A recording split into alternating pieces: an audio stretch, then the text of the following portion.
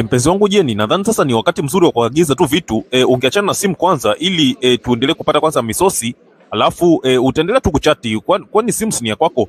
Acha kwanza basi ili tuagize vitu basi. Sawa mpenzi wangu, ngoja basi nimuite mhudumu. Jamani wahudumu hapa nayo wazembe. Mhudumu njoo basi tusikilize. Dada, mimi naomba uniletee juisi ya embe pamoja na sambusa 2. Sawa kaka. Mimi naomba uniletee chipsi kuku 2, yani moja utanifungia kwa ajili ya kuondoka nayo, moja nakula hapa hapa.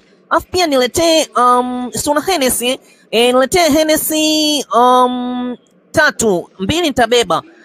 Amini zile box nzima, yani 2 nitaondoka nazo, moja nitakunywa hapa hapa. Ufanya haraka. Dada utakiona. Haya. Baby, huyu dada vipi? Umemwelewa kweli? Mbona ni t-shirt dada nitakiona? Kwani kuna nini? Usijali, huyo ni ex wangu, na siku zote nikija na wapenzi wangu katika restaurant au hoteli yoyote, huwa wakiagiza chochote huwa wanajilipia wenyewe. Kwa hiyo yeye aliagiza kama wewe hivyo hivyo, na ilivyokuja bili ilitakiwa sasa afanye kazi hapa ili aweze kuilipa hiyo bili, na nilimwacha kwa kweli ili aendelee na kazi hizo, na mpaka leo yuko hapa. Mhudumu samani, njoo. Nibadilisha oda yangu, niletee kitumbua na chai. Dada, oda yako imeshaandaliwa tayari, kwa hiyo huwezi kubadilisha tena. Na sasa hivi tunakuletea, na hivyo vitu ni lazima uvilipie dada, wala hata usijali.